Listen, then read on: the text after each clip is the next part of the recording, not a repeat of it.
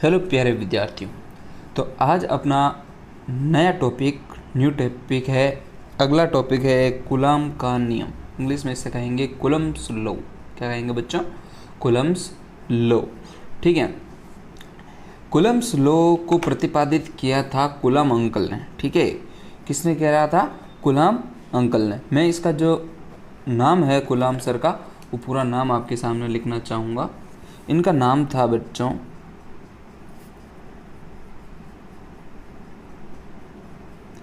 Charles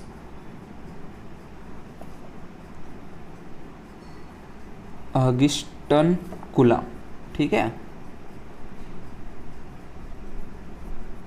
पूरा नाम ये था, चार्ल्स ऑगस्टिन कूलम्ब। परंतु बच्चों विशेष बात यह है कि आपको पूरा नाम याद रखने की कोई आवश्यकता नहीं है। ठीक है। ये तो मैंने यूं ही लिखा है बच्चों, आपको पूरा बताने के लिए, समझाने के लिए। ये जो वैज्ञानिक थे वो एक फ्रांस के वैज्ञानिक थे। कहाँ के थे? फ्रांस के वैज्ञानिक थे, फ्रांसीसी थे। ठीक है। इन्होंने 1785 ईस्वी में कूलम्ब का नियम जो है प्रतिपादित किया था। बहुत ही फेमस नियम था। और एक बात बता दूं, ये जो कूलम्ब नियम है, जो कूलम्ब अंकल थे, हमारे चचा जो थे, बड़े ही नकलची चचा थे। ठीक है। इन्होंने नकल करी थी न्यूटन की। किसकी? न्यूटन की। ठीक है। अंकल ने किसकी नकल करी थी? न्यूटन की। वो कहते हैं ना, नकल में भी अकल होनी चाहिए, जो इनके पास भरपूर मात्रा में और पर्याप्त मात्रा में थी, जिसकी वजह से इनका जो नियम है वो आज हम पढ़ रहे हैं। और 12th बोर्ड के हिसाब से, राजस्थान बोर्ड के हिसाब से ये अत्यंत ही महत्वपूर्ण टॉपिक है बच्चों। ये कई बार जो है एग्ज़ाम में पूछा गया हुआ है। ठीक है। ये 2014 में भी आया हुआ है, 2019 में भी आया हुआ है। और ऐसा नहीं कि ये सिर्फ 2 ही वर्षों में आया हुआ है, ये बहुत बार आ चुका बच्चों। ठीक है। जब आरबीएसई अपना पैटर्न लागू था, जब आरबीएसई की बुक आती थी, मतलब अपने से पहले, ठीक है, उनमें भी ये नियम अत्यंत ही इम्पोर्टेंट था। उनमें भी ये 5 साल जब ये नियम मतलब आरबीएसई जो है, जो 5 वर्षों तक रहा, इसमें से कम 2 या 3 बार जो ये नियम जो है आ चुका है। और एनसीईआरटी जो इससे पूर्व, आरबीएसई से पूर्व एनसीईआरटी जो पाठ्यक्रम था, उसमें भी ये नियम जो है अत्यंत ही महत्वपूर्ण था। उसमें भी जब वो भी 5 वर्ष था, तब भी ये कम से कम 4 या 5 बार जो है नियम रिपीट हो चुका है। ये बहुत बार पूछा जा सका। तो 12th बोर्ड के हिसाब से पहले अध्याय में ये अत्यंत ही महत्वपूर्ण है। ठीक है बच्चों। तो मैं लिखने जा रहा हूँ। समझ में आया इतना? अब इन्होंने क्या करा था पहले ये समझते हैं। ठीक है। तो इन्होंने बच्चा क्या करा था, इन्होंने 2 आवेश लिए थे। कितने आवेश लिए थे? 2, Q1 और Q2, जो समान प्रकृति के थे। ठीक है। और समान परिणाम के थे। ठीक है। परिमाण के थे। ठीक है। समान परिमाण और समान प्रकृति के थे बच्चों। समझ में आ रही मेरी बात, क्या कहना चाह रहा हूं मैं? ठीक है। यानी कि दोनों धनावेश हो सकते हैं, दोनों ऋणावेश तो हो सकते हैं। परिमाण में मतलब मान लो ये 2 कूलम्ब था, तो ये भी कितना था? 2 कूलम्ब। मतलब दोनों की मात्रा जो है समान हो सकती है। ठीक है। तो इन्होंने क्या करा, 2 आवेश लिए थे। ठीक है। Q1 और Q2 लिए थे। और उन पर क्या है, जो नियम लिए अप्लाई करा था। Q1 और Q2, इन दोनों की जो वैल्यू है वो दोनों अलग अलग हो सकती है बच्चों। ठीक है। एक बात ये भी समझ में आना। ठीक है। दोनों की जो प्रकृति है वो सेम रहेगी, परिमाण जो है अलग अलग रहेगा। ठीक है। समाप्राति यहाँ पे जो है परिमाण जो है अलग अलग रहेगा, प्रकृति जो है समान रहेगी। आ रही मेरी बात समझ में? ठीक है। इन्होंने क्या करा, ये 2 नियम लिए, मतलब 2 आवेश लिए, Q1 और Q2। ठीक है। अब इन दोनों के बीच में क्या हुआ कि कुछ ना कुछ जो बल जो है वो कार्यरत हुआ। ठीक है। इनके बीच कुछ ना कुछ बल लागू हुआ। ठीक है। तो उस बल का जो है कूलम्ब ने क्या करा, अध्ययन करा। क्या करा? अध्ययन करा। ठीक है। उसी बल का जो है मात्रक, सूत्र और विमान जो है अपन निकालेंगे। इससे जो है अपन सबसे पहले सूत्र जो है निकालेंगे। ठीक है। आ रही मेरी बात समझ में बच्चों? आपको क्या कहना चाह रहा हूँ मैं? ठीक है। Q1 और Q2 दो आवेश लिए जाएंगे, उनके बीच में जो कार्यरत बल होगा वो, देखो ये 11th में अपन बच्चों पढ़ चुके हैं, ठीक है। न्यूटन ने जो है एक नियम दिया था F=G m1m2/r², ठीक है। ये 11th में अपन पढ़ चुके हैं। न्यूटन अंकल ने कहा था कि इस पृथ्वी के अंदर, ठीक है, जो भी एक कण है या दूसरा कण, ठीक है, दो कण हैं, उन दोनों के बीच में एक दूसरे की वजह से उनके बीच में आकर्षण और प्रतिकर्षण बल आरोपित होता है। मतलब वो दोनों में चाहे ना चाहे, ठीक है, दोनों के बीच में है ये बल जो है लगेगा। समझ में आ रही है? पृथ्वी पर जो भी दो वस्तुएं पड़ी है, ठीक है, उन दोनों के बीच में एक बल जो है वो कार्यरत होगा। चाहे आप ऐसे भी समझे हैं, मैं आपको एग्जांपल के तौर पे ये बता दूं कि ये आपकी क्लासरूम है, ठीक है, इसमें बहुत सारे विद्यार्थी बैठे, एक विद्यार्थी इधर, एक विद्यार्थी इधर, तो इन दोनों विद्यार्थियों के बीच में कुछ ना कुछ जो बल है वो कार्यरत होगा, परंतु ये बल अपन को दिखाई क्यों नहीं देता? ठीक है, प्रश्न ये उठता है कि जब इन दोनों के बीच में ये बल कार्यरत होता है तो अपन को दिखाई क्यों नहीं देता? तो ये जो बल जो होता है, इस बल का जो परिमाण होता है या मान जो होता है वो इतना सक्षम नहीं होता कि इनको आकर्षण या प्रतिकर्षण कर सके, परंतु अनुभव जरूर करवाएगा। समझ में आ रही मेरी बात? अनुभव जरूर होगा, चाहे बहुत ही नगण्य हो, जो अपन को महसूस भी ना हो वैसा होगा, परंतु होगा जरूर। ये किसने कहा था बच्चा? न्यूटन ने कहा था, ठीक है। इस न्यूटन के इसी नियम के आधार पर कूलाम ने अपना नियम दिया था, जो स्थिर वैद्युतिकी में दिया था। समझ में आ रही है मेरी बात? अब मैं इसका कुछ जो है कथन लिखना चाहूंगा बच्चों। क्या लिखूंगा? कथन अत्यंत ही महत्वपूर्ण है। कथन में पहले सुन लीजिए मैं क्या कहना चाह रहा हूँ, ठीक है। देखो, किन्हीं दो स्थिर आवेशों के बीच, ये दो आवेश है, ये दोनों क्या रहेंगे? स्थिर रहेंगे। इन दोनों आवेशों के मध्य आकर्षण या प्रतिकर्षण बल जो होगा वो उत्पन्न होगा, ठीक है, या इन दोनों के बीच में जो है आकर्षण और प्रतिकर्षण बल होगा, और उस बल का जो मान है, उस बल का जो मान है वो किस किस पर निर्भर करेगा, तो ये अपन देखेंगे, ठीक है। तो मैं थोड़ा थोड़ा आपको समझाता चला जाता हूँ। देखो, ये Q1 है, ये आवेश पड़ा, ये Q2 आवेश पड़ा, ठीक है। अब न्यूटन ने बोला इन दोनों के बीच में कुछ ना कुछ बल आरोपित होगा, चाहे वो आकर्षण हो या प्रतिकर्षण बल होगा, ठीक है। तो ये बल सर्वप्रथम निर्भर किस पर करेगा? तो वो दो बातों पर निर्भर करेगा। पहला कि Q1 और Q2, ठीक है, इन दोनों आवेशों के गुणनफल के समानुपाती होगा। समझ में आ रही मेरी बात? किन दोनों पर निर्भर करेगा?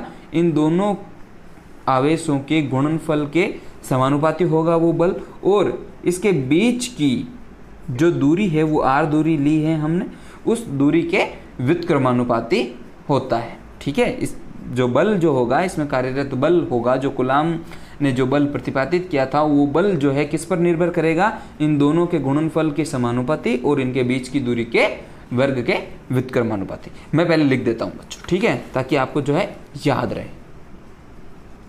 किन्हीं दो, देखिए कथन हमने लिख दिया है। अब मैंने क्या लिखा है वो देखिए बच्चों, कि किन्हीं दो स्थिर आवेशों के मध्य कार्यरत आकर्षण या प्रतिकर्षण, यही बोला था मैंने, प्रतिकर्षण बल इन दोनों आवेशों के, इन आवेशों की मात्राओं के गुणनफल, या इन दोनों के लिख सकते हो या ऐसे लिख सकते हो, इन आवेशों की मात्राओं, मात्राओं मतलब इनका जो भी मान होगा, इन दोनों के गुणनफल तथा इन दोनों के गुणनफल तथा उनके बीच की दूरी, जो ये दूरी दे रखी है, ये जो r दे रखा है, इस दूरी के वर्ग, इसका भी क्या करेंगे अपन? वर्ग करेंगे, वर्ग के व्युत्क्रमानुपाती होता है, ठीक है। और तथा इनकी दिशा, जो बल की दिशा है, इन दोनों आवेशों को मिलाने वाली ये जो रेखा है उसके अनुदिश होता है। उसके क्या होता है बच्चों? अनुदिश होता है। तो पहली बात जो मेरी समझ में आई, मैं ये लिखना चाहूँगा बच्चों आपके सामने, जो बल जो है वो क्या होगा? इन आवेशों के मात्राओं के गुणनफल, ठीक है, गुणनफल, और दूसरा इनके मध्य की दूरी के वर्ग के व्युत्क्रमानुपाती होता है। अपना बस इतना ही काम है, ठीक है। मैंने एक इंपॉर्टेंट लाइन लिखी है बच्चों, अनुदिश, ठीक है। मतलब ये क्या है कि इन दोनों आवेशों को मिलाने, इस मतलब बल की दिशा, ये क्या बताता है? बल की दिशा बताता है। आ रही मेरी बात समझ में बच्चों? ठीक है, ये इंपॉर्टेंट चीज़ है, कई बार क्या है कि स्किप कर जाते हैं बच्चे, ध्यान में नहीं देता। देखो कहने का मतलब ये है, यहाँ मैं आपको बताना चाहूँगा जो मैंने ऊपर पहले बताया था कि ये जो बल है, यहाँ पे ये दो आवेश दिख रहे हैं आपको, इन दोनों के ये बीच की दूरी दिख रही है आपको, यहाँ तो समझ में आया आपको। ठीक है, तो सर्वप्रथम बल जो होगा, सबसे पहले अपन क्या करते हैं, दिशा देखते हैं इन दोनों की। ये प्लस है और ये भी क्या है बच्चों, प्लस है। हमेशा ध्यान रखना, जो प्लस होता है उसकी दिशा जो होता है हमेशा बार की तरफ होती है। किसकी तरफ होती है? बार की तरफ। ये ऐसा इधर प्लस पड़ा है तो इसकी इस तरफ, अगर यदि इधर प्लस पड़ा है तो इसकी दिशा जो होगी इस तरफ होगी। ठीक है, तो इसकी वजह से जो इस पर कार्य करेगा बल, इसकी वजह से इसके ऊपर जो बल आएगा वो कहाँ आएगा बच्चों? बार की तरफ आएगा। कहाँ आएगा? बार की तरफ। ठीक है, और इस Q2 की वजह से Q1 के ऊपर जो बल लगेगा वो किस दिशा में आरोपित होगा बच्चों? वो इस दिशा में जो होगा आरोपित होगा। आ रही मेरी बात समझ में? ठीक है, अत्यंत ही महत्वपूर्ण बात है बच्चों। ठीक है, तो अब ये दिखा दिया हमने, इन दोनों की दिशा दिखा दी। इसको मैं क्या नाम दे दूं बच्चों? कि देखो ये F है, मतलब फोर्स है, किसकी, ये बल किसकी वजह से आरोपित हो रहा है? Q1।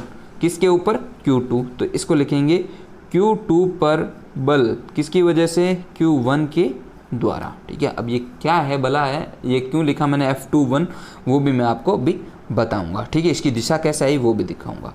ठीक है, ये लिखा मैंने F1 पर Q2 द्वारा आरोपित बल। ठीक है, कहने का मतलब ये रहा मेरा।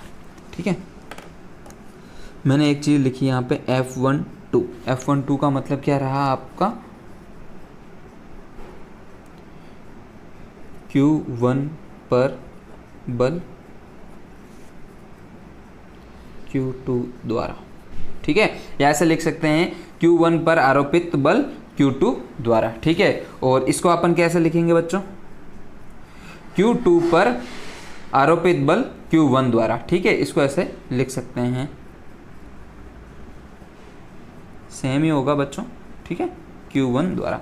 ठीक है, मतलब Q1 की वजह से Q2 पर बल लग रहा है। ठीक है, और Q1 पर Q2 की वजह से इसके ऊपर बल लग रहा है। ठीक है, कहने का तात्पर्य ये रहा बच्चों। अब चूंकि एक मैं बात बता देना चाहता हूँ स्टार्टिंग में, दोनों का जो है परिमाण अलग अलग है। ये इसमें देख लो, ये चीज़ दिख रही है आपको, दोनों धनावेश हैं तो दोनों बाहर की तरफ है। इतनी बात समझ में आई मेरी? ठीक है, अब चूंकि इसमें जो ये बल रहेगा, ठीक है, इधर पहले ही लिख देते हैं, चूंकि F12 और ये F21 जो है बराबर होगा।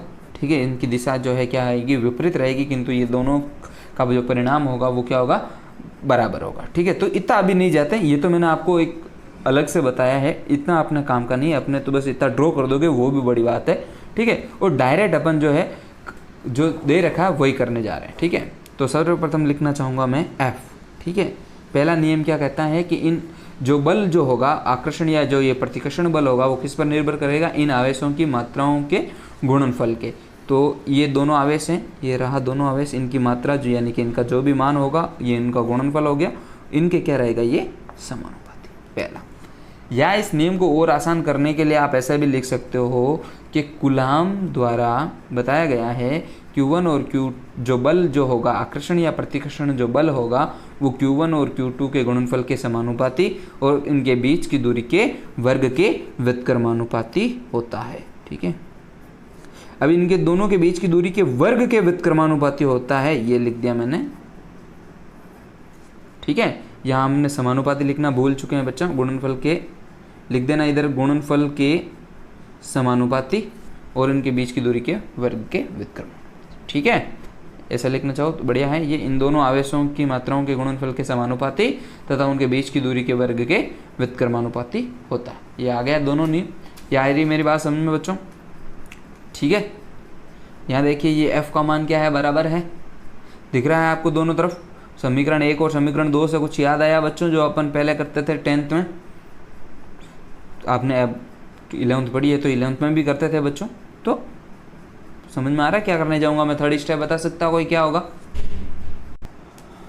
ठीक है, आ रही बात समझ में यहाँ तक? चलो, तो यहाँ लिखूंगा मैं समीकरण 1 व समीकरण 2 से। ठीक है। समीकरण 1 और समीकरण 2 से अपन क्या देखते हैं, F समानुपाती हो जाएगा आपके Q1 Q2 अपॉन R²। ठीक है, ये समीकरण आ रही बात समझ में मेरे। जो पहले अपन ने करा था F जो है समानुपाती वो Q1 Q2 रहेगा आपका, F जो है डायरेक्टली व्युत्क्रमानुपाती हो जाएगा इसका। तो 1 और 2 से जो अपना थर्ड स्टेप आएगा ये आएगा। यहाँ तक क्लियर है या नहीं है? ठीक है, आ रही मेरी बात समझ में बच्चों? ठीक है, अब देखो फिजिक्स का नियम है बेटा, जब जब समानुपाती हटता है तब तब एक नियतांक, एक कांस्टेंट आता है। ठीक है, जब जब समानुपाती हटा है तब तब एक कांस्टेंट या नियतांक आया है। ठीक है, यह आ गया आपके पास नियतांक। क्या आ गया बच्चों? नियतांक।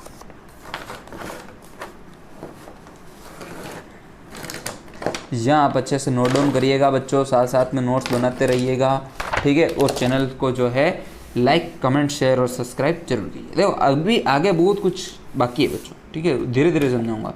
यहाँ तक समझ में आया बच्चों? ठीक है, बल हमेशा याद रखना, एक ये भी बल कैसी राशि है? बल जो है सदिश राशि।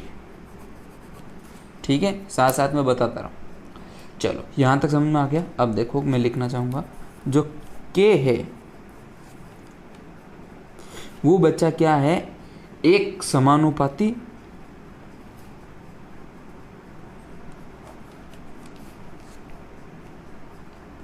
बल के नियम से निकाला तो बल नियतांक है, समानुपाती बल नियतांक है। ठीक है, या फिर कूलाम से नियम से प्रतिपादित हुआ तो कूलाम नियतांक भी बोल सकते हो आप, इसमें कोई दो राय नहीं है। ठीक है, परंतु ये इतना याद रखना कि जो है एक नियतांक है, एक क्या है, कांस्टेंट है। सीधी सी बात है, कांस्टेंट है तो वैल्यू भी क्या रहेगी, कांस्टेंट रहेगी, नियत रहेगी। वैल्यू भी क्या रहेगी, नियत। अब यहाँ पर बच्चों ये इंपॉर्टेंट चीज़ है। ठीक है, इस के ऊपर बहुत कुछ इंपॉर्टेंट क्वेश्चंस पुट अप होता है बच्चों। ठीक है, इस के का जो है मात्रक और विमा जो है अत्यंत ही महत्वपूर्ण होती है बच्चों। ठीक है, तो सबसे पहले अपन लिखेंगे के का मात्रक जो है प्रतिपादित अपन को करना है उसके बारे में। ठीक है, देखो के का सबसे सर्वप्रथम मात्रक निकलेगा बेटा सूत्र से। सूत्र लिखो Q1 Q2 upon R²। Very good. अब अपन को के चाहिए, बाकी सारे को उधर पूछ दो। R जाएगा F के पास, FR² इज इक्वल टू के। Q1 Q2 दोनों नन्हे मुन्ने बालक जो हैं वो भी इनकी नीचे आ जाएंगे गोद में। चलो ठीक है, के बराबर FR² अपॉन Q1 Q2। क्या मेरी बात आई समझ में? Very good. यदि हमने मान लिया Q1 बराबर Q2 है तो बच्चा क्या हो जाएगा इसका मात्रक? अब चलो मैं निकले जा रहा हूँ। ठीक है, F बल का मात्रक अपन को पता है बच्चों, क्या होता है, न्यूटन। क्या होता है, Newton. Very good sir. R मतलब क्या है, ये दूरी। दूरी का मात्रक बच्चा क्या होता है, मीटर में। क्या होता है, मीटर। स्क्वायर लिखा तो स्क्वायर। देखो ये वैल्यू जो है मैं ऐसा ही मात्रक निकाल रहा हूँ के का। क्या निकाल रहा हूँ, ऐसा ही। ठीक है, MKS भी बोला जा सकता है बच्चों। ठीक है, ऐसा ही मात्रक निकाल रहा हूँ। समझ में आ रही मेरी बात? के का मात्रक, सॉरी आवेश का मात्रक क्या होता है, कूलाम होता है। आवेश का मात्रक क्या होता है बच्चों, कूलाम होता है। सॉरी, आवेश का मात्रक बच्चों क्या होता है, कूलाम। दिखा नहीं, समझ चाहता हूँ बच्चों। तो कूलाम लिख दिया मैंने, कूलाम। इस बाजू वाले का भी कूलाम। तो ये हो गया आपके पास newton into metre square upon coulomb का स्क्वायर। आ रही मेरी बात समझ में? ये आपके पास जो है इसका मात्रक आ गया। क्या आ गया बच्चों, मात्रक, जो है अत्यंत ही महत्वपूर्ण है।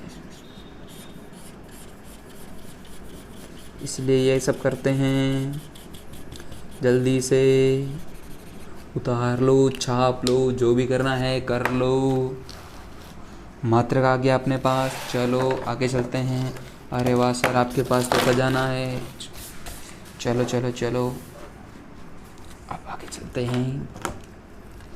तो मैं नादान से बालक इसको जरा से ढंग से लिखता हूँ। न्यूटन है तो न्यूटन लिख दिया, मीटर, ये मीटर स्क्वायर लिख दिया बालक, कूलाम है तो कूलाम स्क्वायर लिख दिया, ठीक है। ये इसका बन गया मात्रक। क्या बन गया? मात्रक। अब मैं आपको इसकी विमा निकालने के लिए बोलूं, क्या बोलूं? विमा। तो आप क्या निकाल पाएंगे बच्चों इसकी विमा? यस या नो? देखो, विमा निकालना अत्यंत ही सरल है। देखो क्या करना है अपन को, ढंग से लिखते हैं बच्चा। के की विमा, के की जो विमा रहेगी क्या रहेगी? देखो न्यूटन मतलब बल है, बल की विमा क्या होती है? m1 l1 t-2। Very good, ये अपना सही है। मीटर मतलब लंबाई है, इसकी विमा क्या रहेगी? l2, क्योंकि 2 है तो 2 आएगा। कूलाम मतलब आवेश की विमा होती है a1 t1, ठीक है, तो लिख दियो इधर a1 t1, a1 t1। ऊपर स्क्वायर है तो इधर भी स्क्वायर ठोक दो, तो ये आपके पास हो गया m1, ये l2 और ये l, ये हो गया 3, ये t-2, ठीक है। अब देखो इसका क्या हो जाएगा? ये हो जाएगा a2, ये हो जाएगा t2, ठीक है। सोनू की t2 की शादी, ठीक है। इसको ऊपर भेज दो, m1 l3 t-2 t2, ठीक है। ये ऊपर जाएगा तो ये माइनस में, ये भी ऊपर जाएगा माइनस में। चलो नन्हे मुन्ने बालक, m1 l3, कोई l है क्या इधर? दूसरा नहीं है, लिख दो l3। t है क्या? हाँ बालक है, तो t माइनस है। देखो यहाँ भी माइनस, यहाँ भी माइनस, तो ये जुड़ जाएगा, हो जाएगा 4, यहाँ पे हो जाएगा ये 2। वेरी गुड, ठीक है। ये हमने निकाल ली इसकी विमा। क्या निकाल ली बच्चों? विमा, ठीक है। इसे अपन कहेंगे विमा। अत्यंत ही सुंदरम तरीके से हमने विमा निकाली है, ठीक है। इसके लिए तालियां बजनी चाहिए। चलो, विमा जो है अत्यंत ही महत्वपूर्ण थी, अपन ने विमा निकाल ली। समझ में आ रही मेरी बात? ठीक है। अब यहाँ से एक चीज़ और इम्पोर्टेंट हो रही, वो भी मैं बताऊँगा आपको। के की वैल्यू, के का मान, वो भी इम्पोर्टेंट होता है। तो बच्चों लिख देता हूँ मैं यहाँ पर, के का मान, के इज इक्वल टू होता है 1/4 पाई एप्सिलॉन नॉट। ये सर क्या भला लिख दिया आपने? देखो पहले सुनो, पहले ये क्या लिखा मैंने? K is equal to 1/4 pi epsilon naught. ये ई जैसा है ऐसा कर रहा और नोट कर दिया, ठीक है। इसको बोलेंगे एप्सिलॉन नॉट। क्या बोलेंगे? Epsilon not. लिख देता हूँ इधर,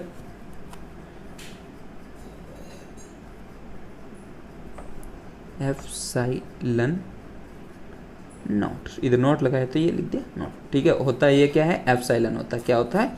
एप्सिलॉन, ठीक है। नोट लगा दिया तो मैंने लिख दिया नोट, ठीक है।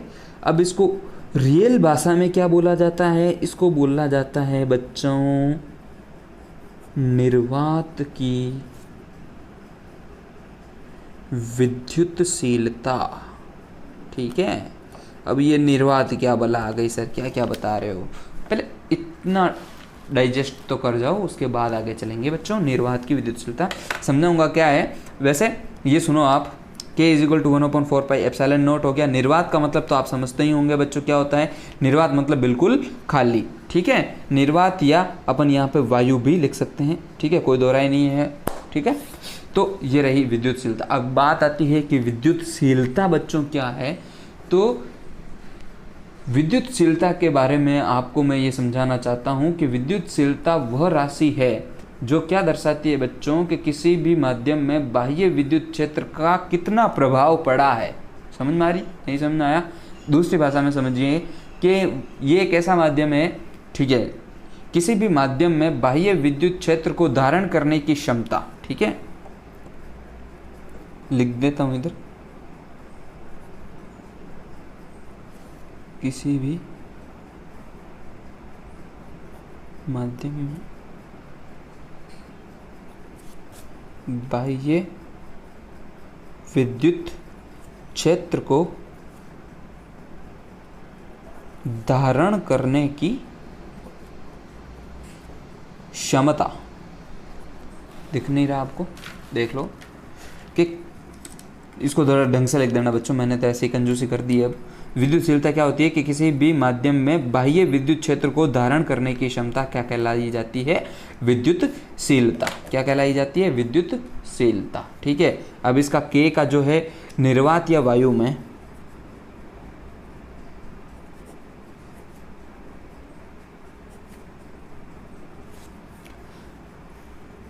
यदि Q1 व Q2 निर्वात या वायु में हो, वायु में रखे गए हों, तो K का मान क्या रहेगा बच्चों? K का मान रहेगा आपका 9 × 10⁹ ठीक है, newton metre square upon coulomb square. ये वैल्यू जो है आपको फिक्स याद रखनी है, यह वैल्यू जो है आपको फिक्स याद रखनी है। ठीक है, ये अत्यंत ही महत्वपूर्ण और अत्यंत ही अच्छा अपने काम कर लिया है आज। तो इसकी जो है विमा आप इसका जो ये मान जो है आप याद रखेंगे बच्चों। ठीक है, के का मान क्या होता है? 9 × 10⁹ 9 × 10⁹ newton metre square upon coulomb square. ठीक है, ये जो है आपका यहाँ पे पूरा कूलाम का नियम जो है समाप्त होता है।